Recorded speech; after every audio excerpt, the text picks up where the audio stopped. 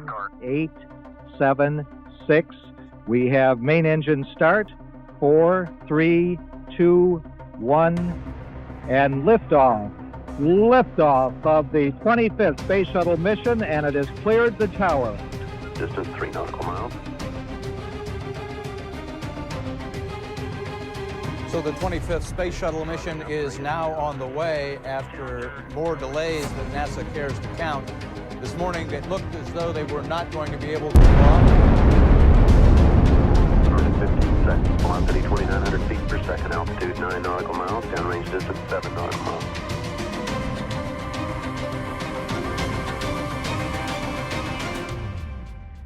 On January 28, 1986, CNN watched the Challenger launch live on the air with its viewers.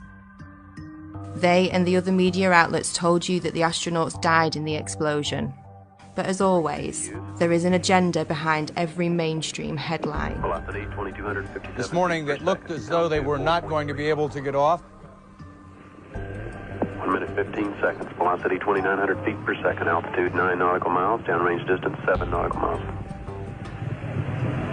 Looks like a couple of the solid rocket boosters blew away from the side of the shuttle in an explosion. Flight controllers here looking very carefully at the situation. Obviously a major malfunction.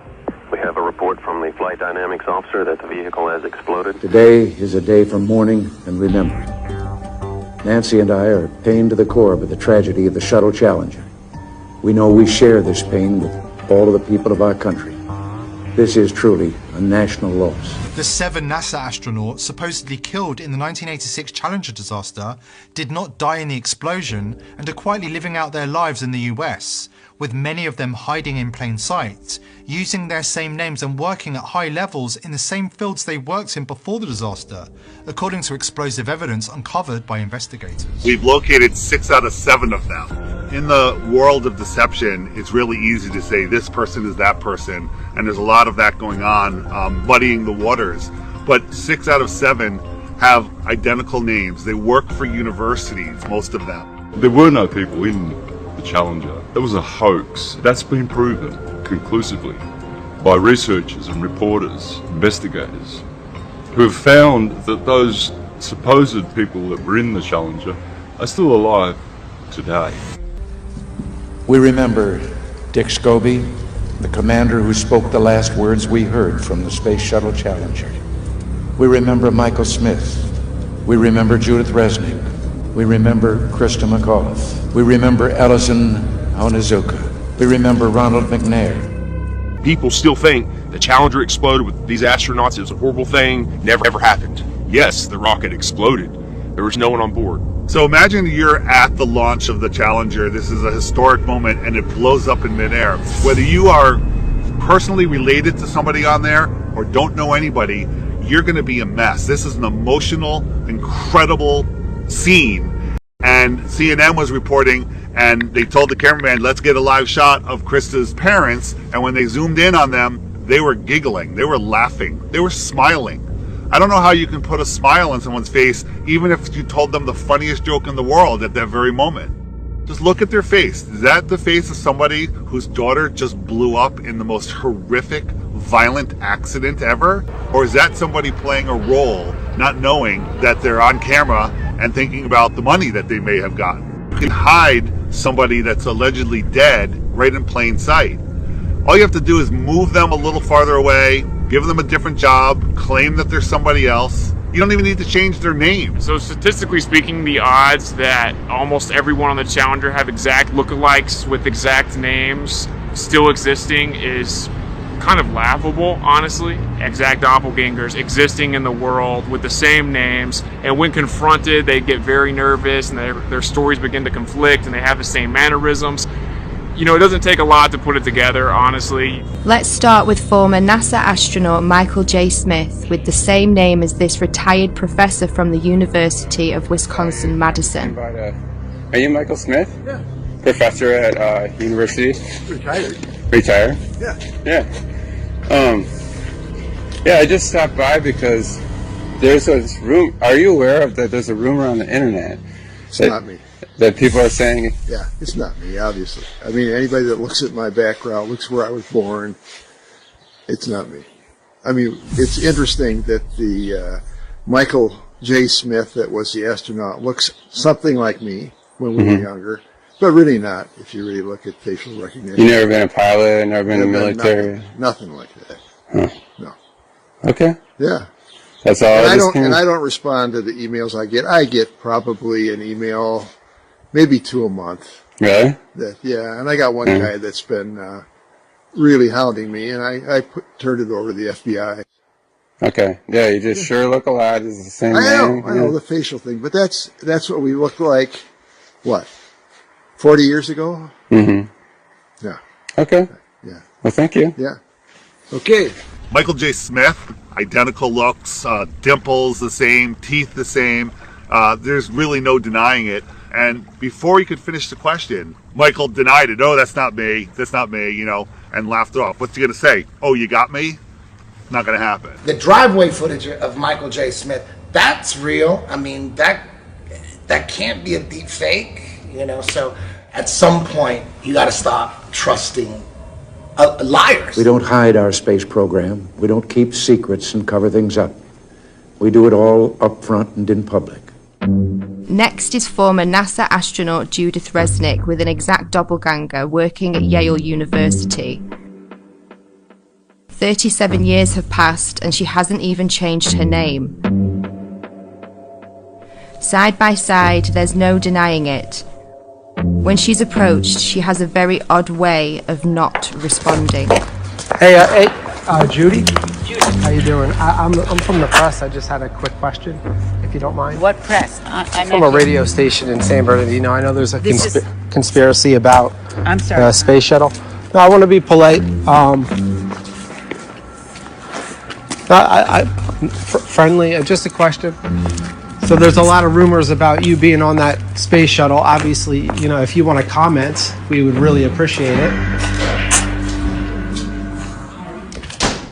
Kind of odd that Judith is in full panic mode when realizing the press is in her presence. She's no stranger to being in the spotlight. She even made her way into Hollywood for a quick cameo. If the choice is to allow Americans to be taken as hostages or to be executed, I'll bring my own fucking rope. Saddam backed down, and Ambassador Wilson helped thousands get safely home. When he himself came home to the United States, he was warmly greeted by our president, who took him to the Oval Office and introduced him to the War Cabinet as an American hero. Commander Dick Scobie had a company called Cows and Trees, and when you went to his website, there was an animation of a cow taking off like a rocket with a smoke stream coming out of its backside, doing a twisty curl in the air that looked remarkably just like what we saw with the Challenger. And after we started making videos on that and it started going viral, that website disappeared, never to be seen again. And nobody could have predicted back in 1986 that in 30 some odd years from then that there would be something called the internet that would bring all this information to the tip of your fingers, and you'd be able to search through pictures, Facebooks, websites, profiles. Now these people are scared. They're hiding their profiles, they're deleting their websites, they're making their Facebooks private. Onizuka and McNair are always together. They're hanging out at NASA and always talking about themselves. Ellison Onizuka, if you look at clips of him back in 1986 when this happened, he actually spoke like, every other word was, Let me say that it's really a pleasure to be back. If you look at clips of his brother, Claude, now speaking, it's the same exact thing. Every other word is, But Ellison's dream is continued to be carried on. I think we got some... we're very fortunate that I think we're ready to go fly. Thanks for being out here today. His brother just so happens to be the spokesperson for the Challenger tragedy. Why aren't there any pictures of his brother back when this happened? Why didn't his brother speak at the funeral? Use your head. Former Governor Ariyoshi, who has a story about a picture that survived the Challenger disaster. Ellison Onizuka came to see me one day, and he wanted a family photo. And he wanted to take it up on a Challenger, and he's going to bring it back, inscribe it, and autograph it. But that Challenger accident happened, and I felt very sorry to lose Ellison. But I didn't even think about the photo. I thought everything else must have been destroyed completely. About 2 months later, Lorna Onizuka called me and told me that they found in the water, NASA found the personal preference kit of Ellison Onizuka. And she said there were 2 things in there. One was a monk's prayer, and the other was his family portrait. So I told her, oh, then it must be in terrible condition because the astronauts, the big bang up and the ocean in the water for 2 months. She told me, no, it's in perfect condition. And she said, I'm going to bring the picture over to you and present it to you. And then in the meantime, NASA got the picture and they put this together for us. Ronald McNair conveniently has a twin brother named Carl McNair who looks exactly like him and is at a lot of the events now, but was nowhere to be found when the explosion happened. Krista McAuliffe was a fairly new teacher, just 3 years at that school. To get her story planted, all of these people, the parents, the astronauts, everyone involved that you saw, a crisis actor. Essie was at the Cape in the stands to see Tuesday's launch, a sight that she says still haunts her. Why didn't I leave too? But I thought, no, I want to stay and see it. And as she read Mike's invitation for the launch, Miss Hesse said that she doesn't know if she'll be emotionally ready for a service like that in his hometown. Since I won't be able to see you all in person, let me say thanks for coming and have a great time. And I hope you see a good show. George Bush Sr. hand-selected the teacher, Krista McAuliffe. What are the odds that 30 years later, there is a professor at Syracuse University with the name Sharon McAuliffe? I still can't believe that I'm going to actually be going into that shuttle. It just really doesn't seem possible. Krista McAuliffe was asked if she had any fears about her space shuttle flight. People really feel that space travel is safe now. It's not that earlier feeling that, oh, it's going to blow up or something's going to happen. Right at this point, I feel that I'll be okay if I go up. The reason they did it was a psychological operation to justify not doing manned space flights anymore and to pull on your heartstrings with an emotional cover. So if you dare question it, then you know you're immoral. And then when you look into it, you find out, of course, that you have all these people still existing in the world. So basically a government version of witness protection for NASA. Our nation held a vigil by our television sets. In one cruel moment, our exhilaration turned to horror. We waited and watched. They were waiting and watching. When they saw the explosion, there was confusion. Was something wrong? The principal and teachers weren't certain either. Then it got very quiet as the horror of it began to register. Besides the trauma-based mind control and putting children through that trauma, and also it reinforces their model. It reinforces their religion. Look, this terrible thing happened. We're trying to go to space. We're trying to explore for science. But look, all those people died. But at 1 o'clock, school was closed. It had to close. I felt as if my whole body blew up inside when I saw that. And I can just never be as shocked as I am now. Seeing it with my own eyes, it really just scared me. Some astronauts blow up in a rocket. What does that do subconsciously to the average person? They don't want to go up into space. They don't want to blow up in a rocket. We'll leave that to the professionals. We'll leave that to NASA and our government. Once they had seen the evidence on the visual screen that there would be no survivors, it suddenly became apparent to them that they were dealing with death. The government had incentivized the different public schools to play the Challenger in their classrooms. So they rolled their TV sets out, they had all the children sit down and get ready to watch it, and 20% of the American public watched the Challenger event happen live. And within 1 hour, 80% of Americans had seen the Challenger tragedy happen. So just like with 9/11, they have everyone see this traumatic event, and then we're all in unison that we're traumatized. When it blew up, it was a form of trauma-based mind control that, some people will never grow out of, and then the emotions kick in and you're unable to think logically about what's going on. Of course this was planned. They made every school show this event live. They wanted these kids to grow up defending this tragedy. Think about how many field trips come here, unfortunately. And they go in and watch that Heroes and Legends thing, and they come out thinking that this is the greatest possible hero that they could ever be. And that's just, they're actors. And we're building them up higher than your father, police, military, all these people that are actual heroes. These are actors working for a government agency. So. Next. These are the same people. These are the astronauts. But we did have a few people that were skeptic, and I don't blame you. And those people that were skeptic were saying that the earlobes look different on some of the astronauts. The nose looks different on some of the astronauts. Now, what you have to remember is 40 years went by, so we're used to seeing celebrities and entertainers and musicians age in magazines and on the TV and so on. So we don't really pay attention to it. Now, when you ain't seen somebody in 40 years, it's a big difference. And people change a lot over 40 years. So you're looking at a picture from when they were around 30 years old, and you're looking at a picture 40 years later, kind of like Johnny Cash here. Look at him in 1957. The nose, look at the earlobes. Now, 40 years later in 1997, look at the nose and the earlobes. In the 1957 picture of Johnny Cash, his nose looks long and kind of curves to the left. Now look at the 1997 picture 40 years later. Kind of looks short and plump, okay? And when we're younger, our lips look more plump and colorful, as you can see here in 1957 at the top lip, and then look at the top lip 40 years later. It's kind of drawed up and got a flatter look to it.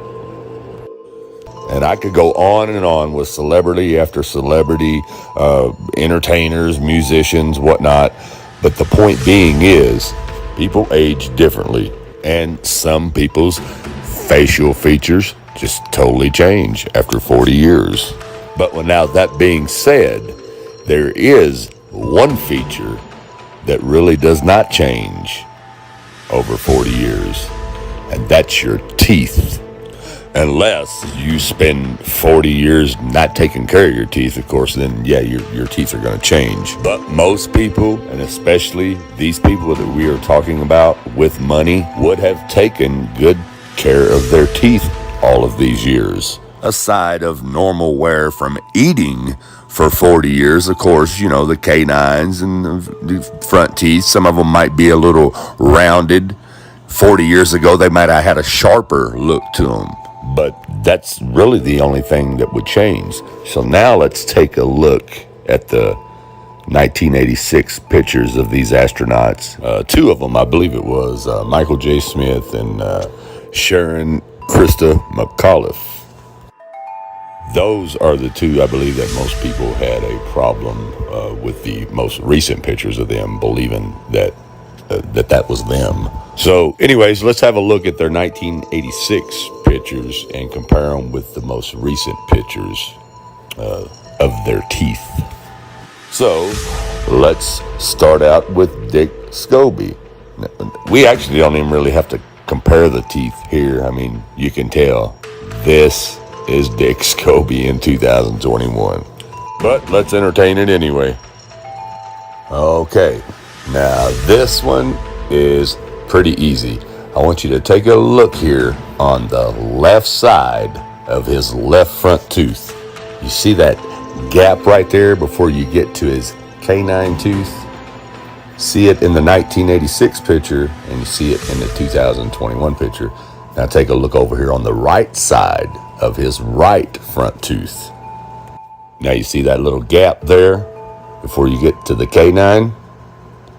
Same thing in the 2021 picture, just older. And these are not very good pictures of their teeth. I'm just trying to do the best that I can to show you. You can usually identify someone by their teeth. So here we have a guy that supposedly died in an explosion in 1986, and then we have a recent picture of him in 2021. Let's say it's not the same guy, but he has the same name, he's the same age, he looks identical to him, and he even has the same teeth pattern.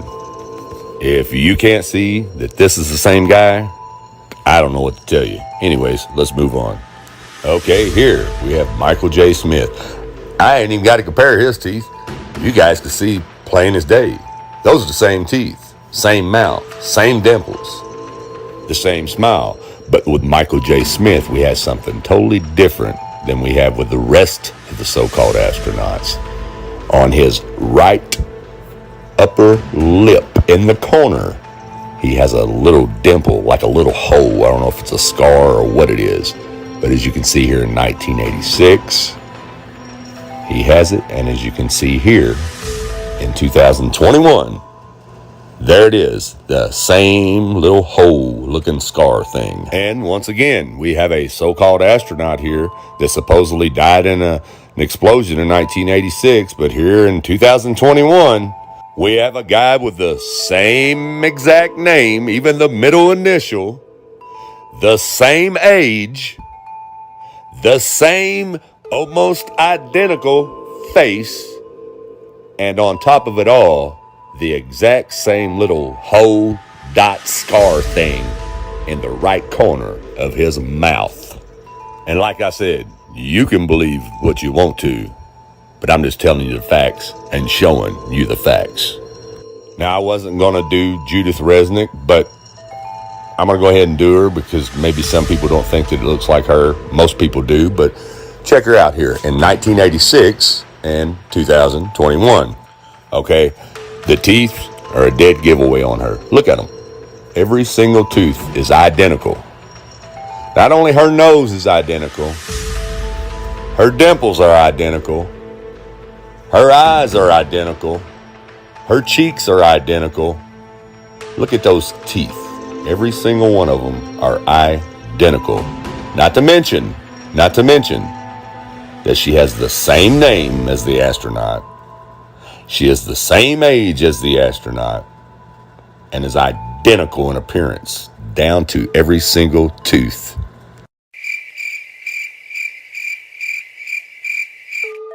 Okay, now here's the school teacher, Sharon Krista McAuliffe.